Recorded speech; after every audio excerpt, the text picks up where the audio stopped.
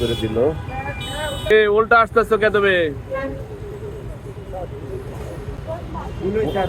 ভুল হয়েছে, এটা মনে রাখতে হবে তো। হ্যাঁ, আপনি কিছু বলেন নাই? এই তো একটু যাবে, আপনার বলতে হবে তো তাদেরকে, ওরা তো বুঝে না। উল্টো পথে রিক্সা চালানো নিজের ও অন্যের জীবনের জন্য ঝুঁকিপূর্ণ। নিরাপত্তার স্বার্থে সবাইকে নিয়ম মেনে চলতে হবে। উল্টো পথে রিক্সা চালানো চালকদের জন্য যেমন ঝুঁকিপূর্ণ, তেমনি যাত্রীদের জন্য প্রাণঘাতী হতে পারে।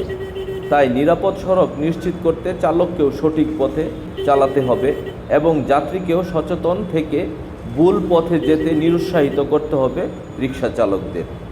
দায়িত্বশীলতা ও সচেতনতার সম্মিলিত প্রয়াসই পারে সবার পদযাত্রা ও যাত্রাপথকে নিরাপদ করতে। জেব্রা ক্রসিং শুধু একটি দাগ নয়, এটি পথচারীর জীবনের সুরক্ষা রেখা।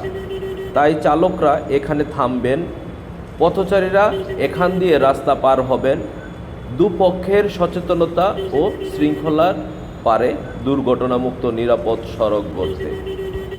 জেব্রা ক্রসিং পথচারীর নিরাপদ পারাপারের অধিকার, তাই চালকের উচিত ধৈর্য ধরে থেমে তাদের অধিকার দেওয়া। পথচারীরও দায়িত্ব রয়েছে শুধু জেব্রা ক্রসিং দিয়ে রাস্তা পার হওয়া, এতে দুর্ঘটনার ঝুঁকি কমে যায়। বয়োজ্যেষ্ঠ পথচারীকে জেব্রা ক্রসিং দিয়ে নিরাপদে পারাপারে সহায়তা করা ট্রাফিক পুলিশের সত্যি এক অনন্য মানবিক দৃষ্টান্ত। এ ধরনের সহানুভূতিশীল আচরণ আমাদের সমাজের আস্থা ও নিরাপত্তার দুটোই বাড়িয়ে দেয়। ধন্যবাদ, ভালো থাকেন। স্যার এর জন্য পার করে দিলাম। Thank you.